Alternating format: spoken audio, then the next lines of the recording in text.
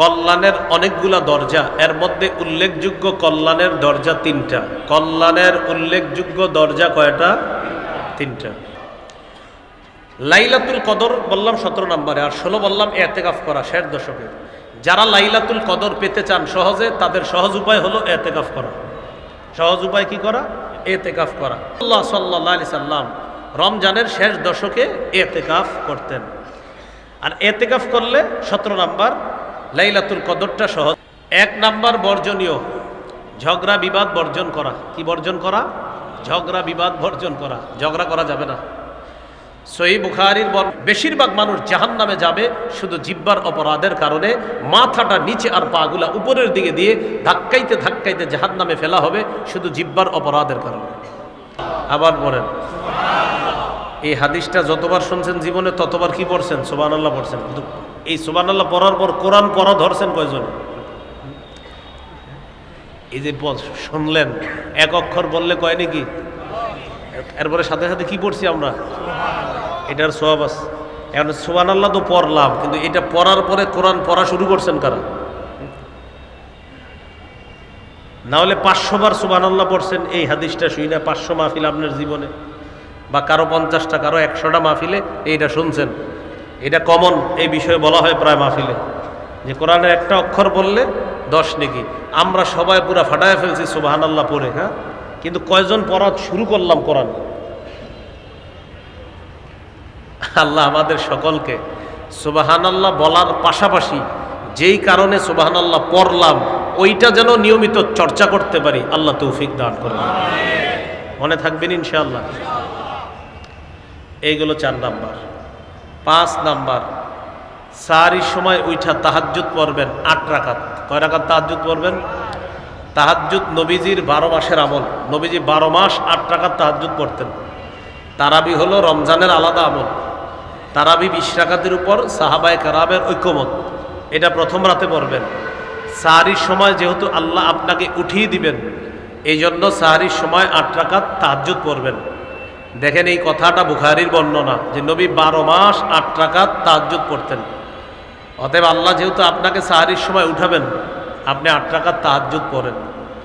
না পারলে 6 রাকাত, না পারলে 4 রাকাত, না পারলে 2 রাকাত। 2 রাকাত যেন আপনার না ছুটে, 2 রাকাত যেন না ছুটে। মনে থাকবে তো ইনশাআল্লাহ।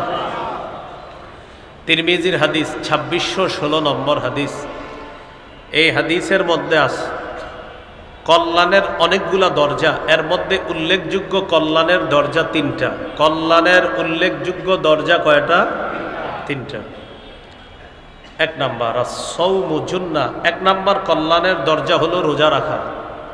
2 নাম্বার ওয়াস-সাদাকাতু তুতফিউল খাতিআ কামা ইউতফিউল মাউন নার।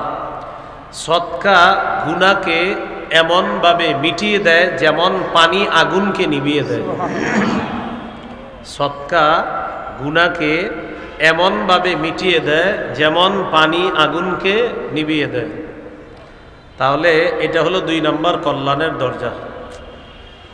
কল্যাণের 3 নম্বর দরজা ও সালাতুর রাজুলি মিন জাওফিল লাইল, রাতের বেলা তাহাজ্জুদ পড়া। আল্লাহ আমাদের সকলকে কল্যাণের এই 3টা দরজা অবলম্বন করার তৌফিক দান করেন। বলেন তো, কল্যাণের উল্লেখযোগ্য অন্যতম দরজা কয়টা? 1 রোজা, 2 নাম্বার সদকা, 3 নাম্বার তাহাজ্জুদ। 1 নাম্বার রোজা, 2 নাম্বার সদকা, 3 নাম্বার তাহাজ্জুদ।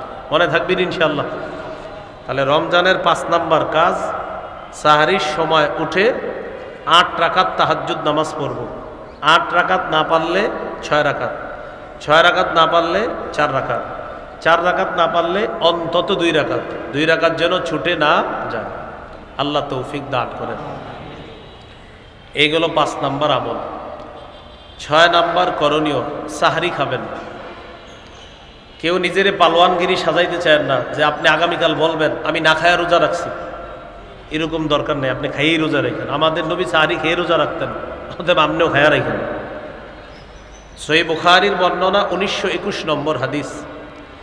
এই হাদিসের বর্ণনাকারী যায়েদ ইবনে সাবিত রাদিয়াল্লাহু তাআলা তিনি বলেন, তাসাহহারনা মা রাসূলিল্লাহি সাল্লাল্লাহু আলাইহি ওয়াসাল্লাম, আমরা রসুল্লাহ সাল্লাল্লাহু আলাইহি সাল্লামের সাথে সাহরি খেয়েছি।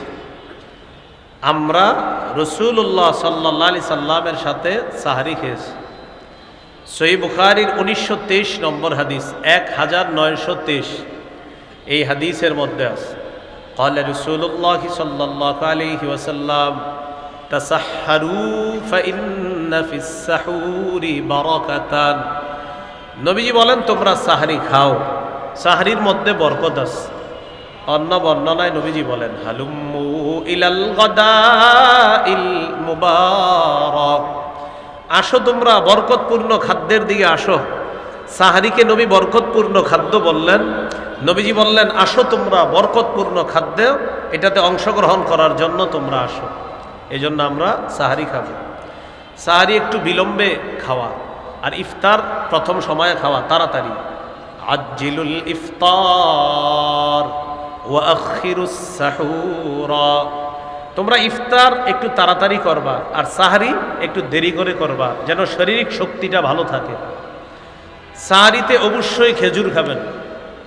ইলিশ মাছ, গরুর গোস্ত, মাছ, মুরগি যা খান সাথে খেজুর খাবেন। কেন?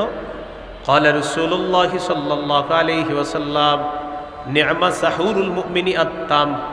নবীজি বলেন সাহরিতে খেজুর খাওয়া এটা মুমিনের জন্য কতই না উত্তম খাদ্য, খেজুর খাওয়া সাহরিতে। তাহলে সাহরির সময় মুমিন খেজুর খাওয়া এটা উত্তম খাদ্য। এমনিও প্রতিদিন সকালবেলা 7টা খেজুর খাওয়ার চেষ্টা করবেন। এমনি নর্মালি প্রতিদিন 7টা খেজুর খাবেন সকালে, যদি পারেন আজওয়া খেজুর 7টা খাবেন সকালে। লা ইয়াদুররুহু সুম্মুন, আজওয়া খেজুর যদি 7টা খান, বিষও যদি আপনার পেটে কেউ দেয়, বিষও আপনার ক্ষতি করবে না।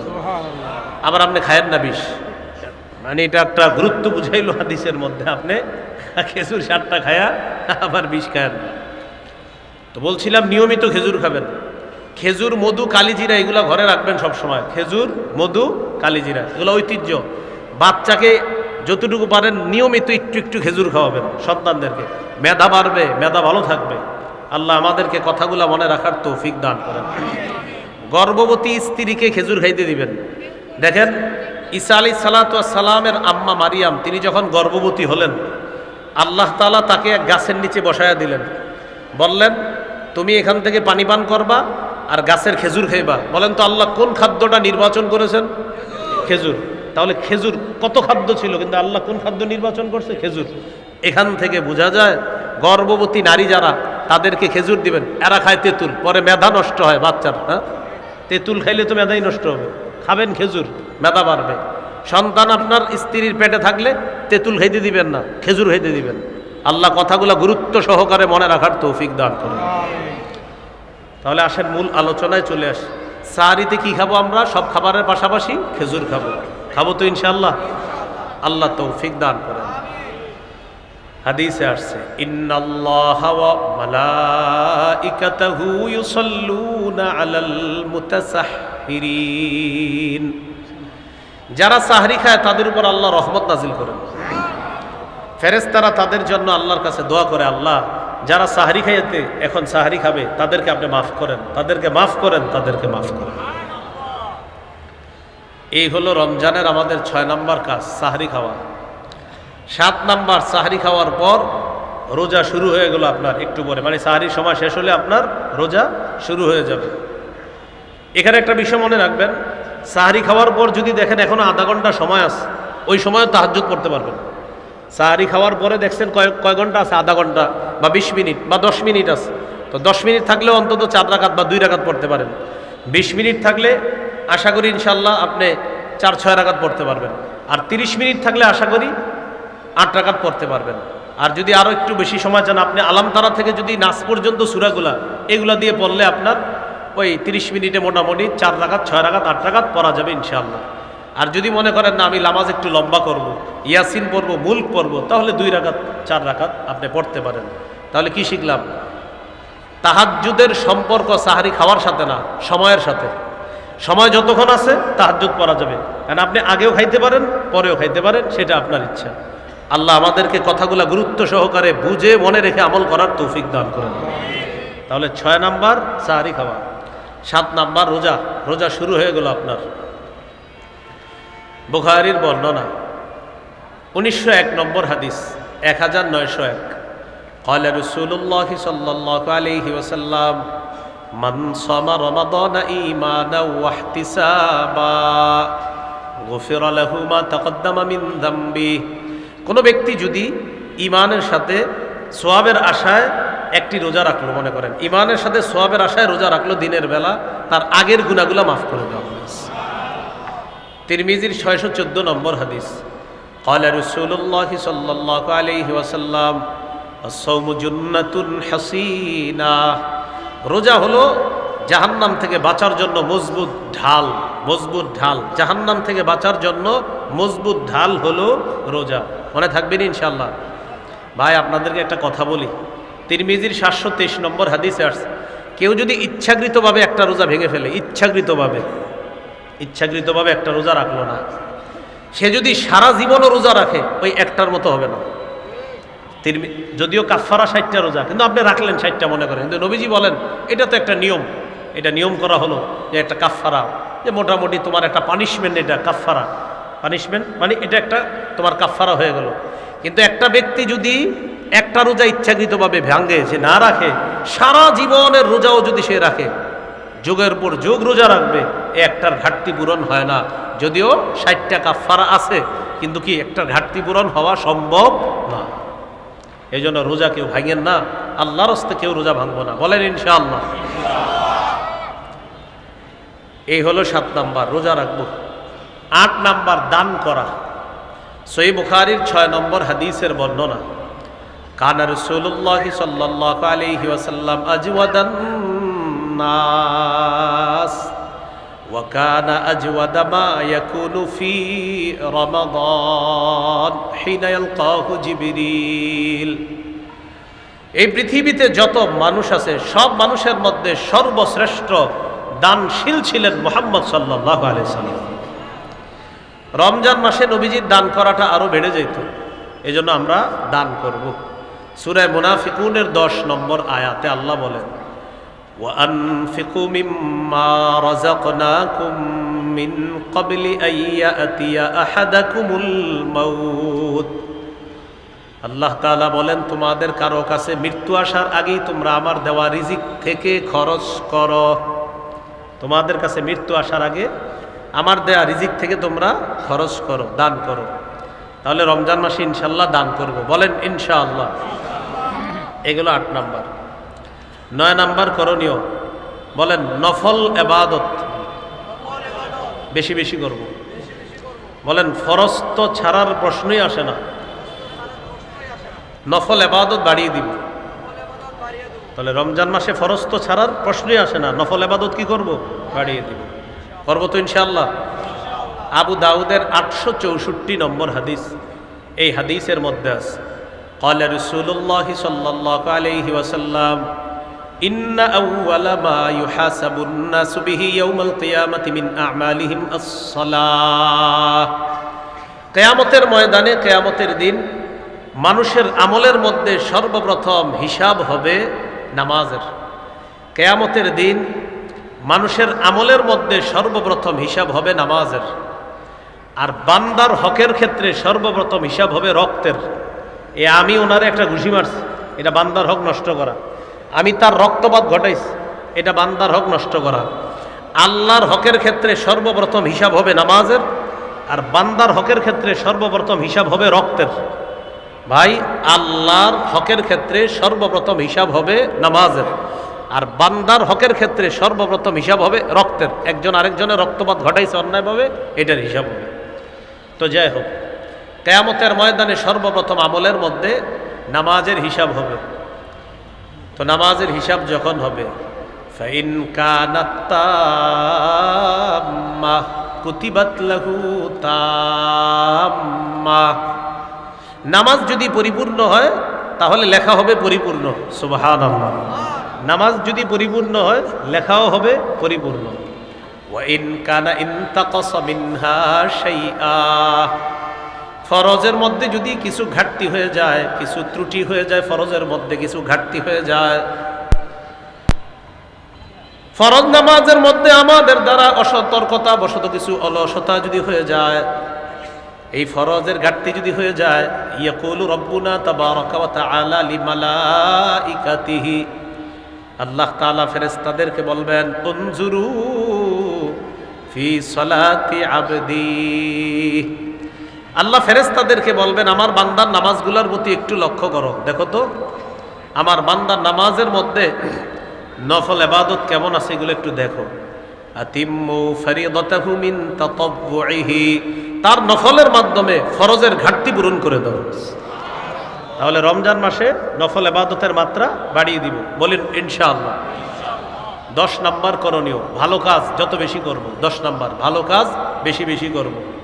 সূরা কাহফের মধ্যে আল্লাহ বলেন ইন্নাল্লাযীনা আমানু ওয়া আমিলুস সালিহাত কানাত লাহুম জান্নাতুল ফিরদাউসি নুজুলা, নিশ্চয়ই যারা ঈমান আনে নেক কাজ করে তাদের জন্য মেহমানখানা হিসাবে জান্নাতুল ফেরদাউস।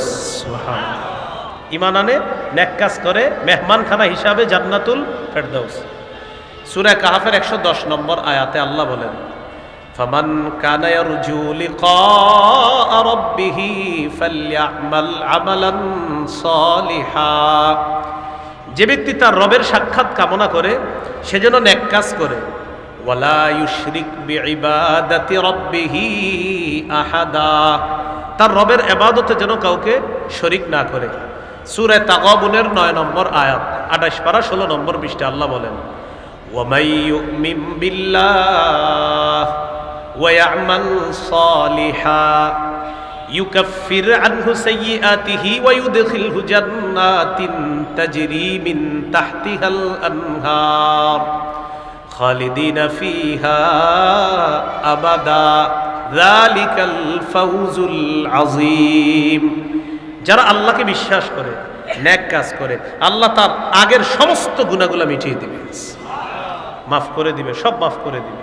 তাকে এমন বাগান সমূহে প্রবেশ করাবেন যেই বাগানের পাদদেশ দিয়ে নহর সমূহ ঝর্ণা ধারা প্রবাহিত হবে, সেথায় তারা চিরকাল অবস্থান করবে। এটাই চূড়ান্ত সফলতা। তাহলে 10 নাম্বার ভালো কাজ বেশি করা। 11 নাম্বার বলেন বেশি বেশি দোয়া করা। কি করা? আমিও আপনাদের জন্য দোয়া করব, আপনারাও আমার জন্য করবেন, করব ইনশাআল্লাহ। সবাই সবার জন্য করব ইনশাআল্লাহ। সবাই সবার আত্মীয় স্বজনের জন্য দোয়া করব ইনশাআল্লাহ। হাদিসে আছে ওয়ালিল্লাহি উতাকাউ মিনান নার ওয়া যালিকা ফি কুল্লি লাইলা, রমজানের প্রতি রাতে অসংখ্য অগণিত জাহান্নামীকে জাহান্নাম থেকে মুক্তি দেওয়া হয়। তো দোয়া করবেন আল্লাহ আমার কেউ জাহান্নামী আছে কিনা আমার জানা নাই, আল্লাহ থেকে থাকলে আপনি মুক্তির ব্যবস্থা করে দেন। দোয়াটা করা যাবেন ইনশাআল্লাহ। আর 2টি দোয়া বেশি বেশি করবেন, পড়ি আমার সাথে। আল্লাহুম্মা ইন্নী আসআলুকাল জান্নাহ ওয়া আউযু বিকা মিনান নার। হে আল্লাহ, আপনার কাছে জান্নাত চাই, জাহান্নাম থেকে বানা চাই। এই 2টি দোয়া বেশি বেশি করব ইনশাআল্লাহ। আল্লাহ তাআলা বলেন ওয়াকালা রাব্বুকুম উদউনি আস্তাজিব লাকুম, তোমাদের রব বলেন তোমরা আমাকে ডাকো, আমি সাথে সাথে তোমাদের ডাকে সাড়া দিই। সুবহানাল্লাহ। দোয়া করব তো ইনশাআল্লাহ। তাহাজ্জুদের সময় একটু আমার নামটা নিয়েও দোয়া চাই আপনাদের কাছে, করবেন নি? আল্লাহ কবুল করেন, আল্লাহ তৌফিক দান করেন, আমার জন্য দোয়া করার তৌফিক দান করেন। আমিনের মিটার কমে গেছে, সবাই টেনশনে যে এতগুলা মানুষ দোয়া করবো, এটা কোনো কথা নাকি? সবাই সবার জন্য দোয়া, দোয়া যত বেশি করা যায় প্রত্যেকে প্রত্যেকের জন্য, আমি আপনার জন্য, আপনি আমার জন্য। এখন একটা হাদিস শোনাইলে তখন দোয়াটা আমার জন্য বাড়াবেন, আমি জানি। হাদিসে আসছে কেউ যদি অপরের জন্য দোয়া করে, আমি যদি বলি আল্লাহ গাজী সাহেবকে আপনি মাফ করে দেন, বলেন আমিন। আমি যদি বলি আল্লাহ তাদেরকে আপনি মাফ করে দেন, তারা অনুপস্থিত, আল্লাহ গাজীপুরের অমুককে আপনি মাফ করেন, আমি বললাম অমুকের জন্য, একজন ফেরেশতা বলে আল্লাহ আপনি তাকে মাফ করেন। এই আমার কাঁধের কাছে একজন ফেরেশতা থাকে, আমি যখন বলি আল্লাহ অমুককে আপনি মাফ করেন, ফেরেশতা বলে আল্লাহ আপনি তাকে মাফ করেন, তাকে মাফ করেন। তাহলে এবার বুঝেন করবেন নি দোয়া। যত দোয়া করবেন ফেরেশতা আপনার জন্য ততবার দোয়া করবে।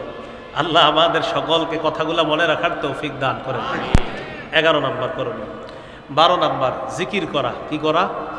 4টি জিকির বেশি বেশি করার চেষ্টা করব। قال رسول الله صلى الله عليه وسلم আহাব্বুল কালামি ইলাল্লাহি আরবাউন। রাসূলুল্লাহ সাল্লাল্লাহু আলাইহি সাল্লাম বলেন, আল্লাহর কাছে সবচেয়ে পছন্দের বাক্য হলো চারটি। সবচেয়ে পছন্দের বাক্য কয়টি?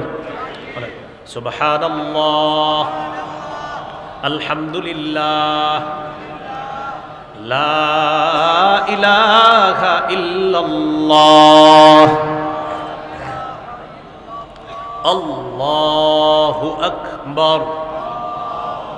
তাহলে সবাই সুবহানাল্লাহ, আলহামদুলিল্লাহ, লা ইলাহা ইল্লাল্লাহ, আল্লাহু আকবার। এবার আমার সাথে বলেন, বিশুদ্ধভাবে, বিশুদ্ধ উচ্চারণে, ধীরস্থিরভাবে এই চারটি জিকির আমরা করব ইনশাআল্লাহ। অশুদ্ধভাবে, হ্যাঁ, অশুদ্ধ উচ্চারণে, তাড়াতাড়ি। তাহলে বিশুদ্ধভাবে, বিশুদ্ধ উচ্চারণে আর ধীরস্থিরভাবে, তাড়াহুড়া করেন। আপনি সুবহানাল্লাহ 10 বার পরে আস্তে আস্তে, সুবহানাল্লাহ, সুবহানাল্লাহ, সুবহানাল্লাহ। রমজানে রাতে একা একা এইভাবে আস্তে আস্তে পড়েন, দেখবেন কি মজা লাগে, আল্লাহ মজা দিয়ে দিবেন ইনশাআল্লাহ। তাহলে 12 নাম্বার জিকির করা, করবো তো ইনশাআল্লাহ। 13 নাম্বার ইফতার করা। এ তো সারাদিন কাটাইলেন, রোজা শেষ করবেন, এখন 13 নাম্বার ইফতার করা। 14 নাম্বার ইফতার করানো। 13 নাম্বার ইফতার করা, 14 নাম্বার ইফতার করানো। আপনার প্রতিবেশী যদি ধনীও হয়, তার জন্য মাঝে মাঝে ইফতার পাঠাবেন। গরিবদেরকে তো পাঠাবেনি, ধনী প্রতিবেশীকেও পাঠাবেন, রোজাদারকে ইফতার করানোর সওয়াব কামাই করার জন্য, হ্যাঁ, পাঠাবেন। তাহলে 13 ইফতার করা, 14 ইফতার করানো। 15 নাম্বার ইফতারের সময় দোয়া করা। তিরমিজির 3598 নম্বর হাদিসের বর্ণনা, قال رسول الله صلى الله عليه وسلم ثلاثة لا ترد دعوتهم। 3 ব্যক্তির দোয়া ফেরত দেওয়া হয় না। 1 নাম্বার আস-সাইমু হাত্তা ইফতিরা। রোজাদার যখন ইফতারের সময় দোয়া করে, তার দোয়া ফেরত দেওয়া হয় না। 2 নাম্বার ওয়াল ইমামুল আদিল। ন্যায়পরায়ণ পুরুষ শাসকের দোয়া ফেরত দেওয়া হয় না। ন্যায়পরায়ণ পুরুষ শাসকের দোয়া ফেরত দেওয়া হয় না। 3 নাম্বার ওয়া দাওয়াতুল মাজলুম। মাজলুমের দোয়া ফেরত দেওয়া হয় না। 3 ব্যক্তির দোয়া ফেরত দেওয়া হয় না। রোজাদারের দোয়া 2 নাম্বার, ওই ব্যক্তির দোয়া যে ন্যায়পরায়ণ পুরুষ শাসকের দোয়া 3 নাম্বার, মাজলুমের দোয়া ফেরত দেওয়া হয় না। তাহলে আমরা সবাই সবার জন্য দোয়া করবো তো ইনশাআল্লাহ। দোয়ার নিয়ম হলো প্রথমে নিজের জন্য করবেন, এরপরে যারা আপনজন তাদের জন্য, এরপরে যারা আপন তাদের জন্য, এরপরে যারা তাদের জন্য, এরপর অন্যদের জন্য। আর মনে রাখবেন, অনুপস্থিত যারা তাদের জন্য যতবার দোয়া করবেন, ফেরেশতা আপনার জন্য ততবার দোয়া করবে। আল্লাহ আমাদেরকে কথাগুলো মনে রাখার তৌফিক দান করেন। 16 নাম্বার ইতিকাফ করা। 17 নাম্বার লাইলাতুল কদর তালাশ করা। লাইলাতুল কদর বললাম 17 নাম্বারে, আর 16 বললাম ইতিকাফ করা শেষ দশকে। যারা লাইলাতুল কদর পেতে চান সহজে, তাদের সহজ উপায় হলো ইতিকাফ করা। সহজ উপায় কি করা? ইতিকাফ করা। সহিহ বুখারীর বর্ণনা 2033 নম্বর হাদিস। এই হাদিসের মধ্যে আসছে রাসূলুল্লাহ সাল্লাল্লাহু আলাইহি সাল্লামের স্ত্রী আয়েশা সিদ্দিকা রাদিয়াল্লাহু তাআলা আনহা বলেন, কানা রাসূলুল্লাহ সাল্লাল্লাহু আলাইহি ওয়াসাল্লাম ইয়াতাকিফু ফিল আশরিল আওয়াখির মিন রমাদান। রাসূলুল্লাহ সাল্লাল্লাহু আলাইহি সাল্লাম রমজানের শেষ দশকে ইতিকাফ করতেন। আর ইতিকাফ করলে 17 নাম্বার লাইলাতুল কদরটা সহজে পেয়ে যাবেন। সূরা কদরের 3 নম্বর আয়াতে আল্লাহ বলেন, লাইলাতুল কদরি খায়রুম মিন আলফি শাহ। কদরের রাত্রি 1000 মাসের চাইতে উত্তম। 21, 23, 25, 27, 29 বেজুর রাত্রিগুলোতে লাইলাতুল কদর তালাশ করা। বুখারী একটা বর্ণনা, ইবনে আব্বাস রাদিয়াল্লাহু তাআলা আনহুমার বর্ণনা, তিনি 24তম রাতের কথাও বলছেন। কত? 24, 21, 23। ইবনে আব্বাসের একটা বর্ণনা আছে, উনি বুখারীর বর্ণনা, উনি বলছে কত? 24ও বলছে। তাহলে 21, 23, 24, 25, 27, 29 এই রাত্রিগুলোতে আমরা লাইলাতুল কদর তালাশ করব। বলেন ইনশাআল্লাহ। 18 নাম্বার সদকাতুল ফিতির আদায় করা। কি আদায় করা? সদকাতুল ফিতির আদায় করে দেওয়া। ওলামায়ে কেরামের সাথে পরামর্শ করে সদকাতুল ফিতিরটা আমরা আদায় করে দেওয়ার চেষ্টা করব, বলেন ইনশাআল্লাহ। এই 18টা মৌলিক করণীয় বললাম, এগুলা মনে রেখে ইনশাআল্লাহ আমরা আমল করব। এটা হলো আজকের আলোচনার প্রথম পাঠ। দ্বিতীয় পাঠটা সংক্ষেপে বলি, বর্জনীয়। রমজান মাসে বর্জনীয় 1 নাম্বার বর্জনীয়, ঝগড়া বিবাদ বর্জন করা। কি বর্জন করা? ঝগড়া বিবাদ বর্জন করা। ঝগড়া করা যাবে না। সহিহ বুখারীর বর্ণনা 1904 নম্বর হাদিস, 1904। এই হাদিসে আসছে ইদা কানা ইয়াউমু সৌমি আহাদিকুম, ইদা কানা ইয়াউমু সৌমি আহাদিকুম, তোমাদের কারো রোজার দিনের বেলা যদি কেউ রোজা রাখো আর দিনের বেলা সে কি করবা না, ফালা ইয়ারফুস ওয়ালা ইয়াসখাব, অশ্লীল কথা কর্ম কাজ মন্দ কিচ্ছু করবা না, বলবা না। ফাইন সাব্বাহু আহাদুন, কেউ যদি তাকে গালি দেয়, আও কতালাহু, তার সাথে লড়াই করে, রোজাদারের সাথে যদি কেউ ঝগড়া করতে আসে, ফাল্যাকুল, সেজন্য বলে ইন্নী সাইম, আমি রোজাদার। বুখারীর অন্য বর্ণনা আসছে সেজন্য 2 বার বলে ইন্নী সাইম, ইন্নী সাইম। তাহলে আমাদের সাথে রোজা রাখা অবস্থায় কেউ যদি ঝগড়া করতে আসে, আমরা 2 বার বলবো আমি রোজাদার, আমি রোজাদার। মনে থাকবেন ইনশাআল্লাহ। তাহলে ঝগড়া পরিহার করা, এটা 1 নাম্বার বর্জনীয়। 2 নাম্বার বর্জনীয়, রমজানে অনর্থক কথাবার্তা বলা যাবে না। সহিহ বুখারীর 2477 নম্বর হাদিস, রাসূলুল্লাহ সাল্লাল্লাহু আলাইহি সাল্লাম বলেন, ইন্নাল্লাহা কারিহা লাকুম সালাসা, আল্লাহ তোমাদের জন্য 3টি বিষয় অপছন্দ করেছেন। বলেন তো আল্লাহ আমাদের জন্য কয়টি বিষয় অপছন্দ করেছেন? 1 নম্বর কিলা ওয়া কল, অনর্থক কথা।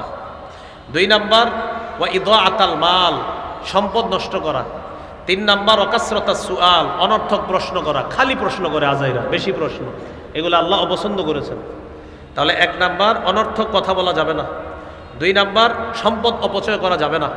3 নাম্বার বেশি বেশি অনর্থক প্রশ্ন করা যাবে না। তো যাই হোক, হাদিস 1 নাম্বার জানলাম আপনার ঝগড়া পরিহার করা, 2 নাম্বার অনর্থক কাজকর্ম কথা পরিহার করা, 3 নাম্বার মিথ্যা পরিহার করা। ভাই কি পরিহার করা? সহিহ বুখারী 1903 নম্বর হাদিস, 1903। এই হাদিসটি মন দিয়ে শুনেন। নবীজি বলেন, মানলাম ইয়াদা কাউলা জুর, যে ব্যক্তি মিথ্যা কথা ছাড়তে পারল না, ওয়াল আমালা বিহি, যে ব্যক্তি মিথ্যা কথা ছাড়তে পারল না, মিথ্যার উপর কাজ করা ছাড়তে পারল না, ফালাইসা লিল্লাহি হাজাতুন ফি আইয়াদা তাআমা ওয়া শারাবা, সে খাবার না খাওয়াটা, পানি না খেয়ে রোজা রাখাটা, এতে আল্লাহ তাআলার কাছে তার কোনো গুরুত্ব নাই। সে যে সারাদিন না খেয়ে রোজা রাখতেছে, সে না খেয়ে রোজা রাখতেছে, তার এই না খাওয়াটা আল্লাহর কাছে তেমন গুরুত্ব নাই, কারণ সে মিথ্যা ছাড়তে পারে নাই। এই জন্য ভাই মিথ্যা কথা ছেড়ে দেওয়া। আপনি মিথ্যা ছাড়তে পারেন নাই আর রোজা রাখলেন, তো বলতেছে নবীজি তুমি খাইলা না, পান করলা না, তোমার এই না খাওয়া না আর না পান করা এটা কোনো গুরুত্ব রাখে না আল্লাহর কাছে, কারণ তুমি মিথ্যা কথা ছাড়তে পারো নাই।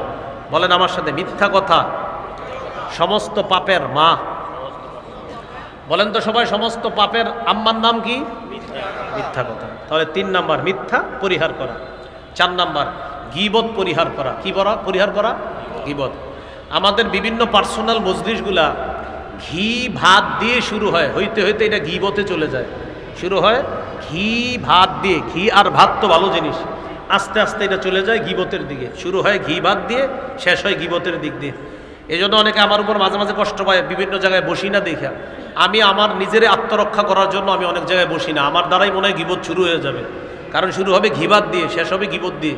এই জন্য আল্লাহর রাস্তায় আমি কোথাও বসি না, বসার জন্য কোথাও কেউ রিকোয়েস্ট করেন না, আমি খুশি হই। তো বলছিলাম 4 নাম্বার গীবত পরিহার করা। গীবত কি করা? পরিহার করা। এই যে 4টা কথা বললাম, ঝগড়া কি দিয়ে হয়? বলেন, ঝগড়া কি দিয়ে হয়? আচ্ছা, অনর্থক কথা কি দিয়ে হয়? মিথ্যা কথা কি দিয়ে হয়? গীবত কি দিয়ে হয়? মাশাআল্লাহ। তিরমিজি 2616 নম্বর হাদিস, নবী বলেন, হাল্লিয়া কুব্বুন নাস ফিন্নারি আলা হুজুহিহিম আও আলা মানাখিরিহিম ইল্লা হাসাইদু আলসিনাতিহিম, বেশিরভাগ মানুষ জাহান্নামে যাবে শুধু জিহ্বার অপরাধের কারণে, মাথাটা নিচে আর পাগুলা উপরের দিকে দিয়ে ধাক্কাইতে ধাক্কাইতে জাহান্নামে ফেলা হবে শুধু জিহ্বার অপরাধের কারণে। তিরমিজির 2410 নম্বর হাদিসের বর্ণনা, নবীজির সাহাবী সুফিয়ান রাদিয়াল্লাহু তাআলা নবীকে প্রশ্ন করলেন, মা আখওয়াফু মা তাখাফু আলাইয়া, হুজুর আমার ব্যাপারে সবচেয়ে বিপজ্জনক বিষয় কোনটা মনে করেন? নবীজি নিজের জিহ্বা মুবারক ধরে বললেন, হাযা, এটা এটা। এবার আপনারা দেখাবেন সবাই, বলেন তো আমাদের বিপজ্জনক অঙ্গ কোনটা? জিহ্বা। এবার আমার সাথে বলেন, ঝগড়া হয় কি দিয়ে? মিথ্যা হয় কি দিয়ে? অনর্থক কথা হয় কি দিয়ে? গীবত হয় কি দিয়ে? মানুষ বেশিরভাগ জাহান্নামে যায় কোন অঙ্গের কারণে? তাহলে জিহ্বা আজকে থেকে নিয়ন্ত্রণ করা। তাহলে বলেন এই রমজানে বলেন খানা থেকে জিহ্বাকে বিরত রাখার পাশাপাশি কথা থেকেও বিরত রাখবো। অর্থাৎ অনর্থক কথা, মিথ্যা কথা, গীবত এগুলা থেকেও কি রাখবো? বিরত থাকবো ইনশাআল্লাহ। হ্যাঁ, আল্লাহ তৌফিক দান করে। 5 নাম্বার বর্জনীয় লৌকিকতা বর্জন করা। আমি সব করব একমাত্র কার জন্য? আল্লাহর জন্য। আল্লাহ রোজার পুরস্কার দিবে, নিজে আল্লাহ দিবেন। হ্যাঁ, আল্লাহ বলেছেন ইল্লা সিয়াম ফাইন্নাহু লি ওয়া আনা আজজি বিহি। রোজা ছাড়া অন্যান্যগুলার সওয়াব লেখা হয়ে যায়, রোজার প্রতিদানটা আমি দিই, কারণ রোজা বান্দা আমার জন্য রাখে। 6 নাম্বার অপচয় করব না। আমরা কি করব না ভাই? অপচয় করা থেকে আমরা বেঁচে থাকব। এই 6টা হলো বর্জনীয়। 18টা করণীয় বললাম, এটি কিন্তু মৌলিক কথা। আপনাদের মসজিদের খতিব সাহেবরা আরও বলবেন। তাহলে মৌলিক 18টা করণীয়, 6টা বর্জনীয় বললাম। 18 আর 6 24টা। আজকে এই পর্যন্তই। আল্লাহ আমাদের সকলকে যে কথাগুলো শুনলাম বললাম আমরা সবাই যেন আমল করতে পারি, আল্লাহ তৌফিক দান করেন। পাশাপাশি আমি এখন ওঠার পর সবাই যেন আমার সাথে সাথে যাইতে পারেন, এরকমও দোয়া করবো। তো আপনারা দুই একজন উঠে শুরু করছেন, বসেন সবাই বসেন। হ্যাঁ, সবাই বসেন। এই যারা দাঁড়িয়ে আছেন আপনারাও নড়বেন না। আপনারা এইভাবে দাঁড়িয়ে থাকেন, আপনারাও পরের আলোচকের আলোচনা শুনবেন। আপনারা দাঁড়াইছেন কেন? এই যে আপনারাও বসেন, সবাই বসেন। হ্যাঁ, সবাই বসে যান। এ ভাই আপনারাও বসে যান, আলোচক তো রয়ে গেছে, আরও মাহফিল শেষ হয়নি। হ্যাঁ, কতগুলো আসছে, বসে যান, আপনারা বসেন। ওরা যেই পরিমাণ, এই পরিমাণ থাকলেও তো হুজুরের শ্রোতা কতুরি অনেকগুলো হয়ে যায় না? তো এই পরিমাণ, এর মধ্যে অনেকগুলো মনে হয় বাইরে গেছে আখাইতেছে, এরা বসলেও কিন্তু অনেক শ্রোতা হয়ে যায়। আপনারা কিন্তু কেউ নড়বেন না, আল্লাহর হস্তে এই মজলিসটা নষ্ট করবেন না। যে যেইভাবে আছেন থাকেন। আরও দিক নির্দেশনামূলক আলোচনা করবে ওলামায়ে কেরাম। রমজান বিষয়ে আমি তো মৌলিক কথা বলছি, গুরুত্বপূর্ণ আলোচনা আরও বাকি আছে, হয়তো ওলামায়ে কেরাম বলবেন। আল্লাহর হস্তে আমরা কেউ নড়ব না, চড়ব না। যারা দাঁড়িয়ে আছি দাঁড়িয়ে থাকবো, যারা বসে আছি বসে থাকবো। আমরা আল্লাহর হস্তে আলোচনাগুলো শুনে যাব। আসসালামু আলাইকুম।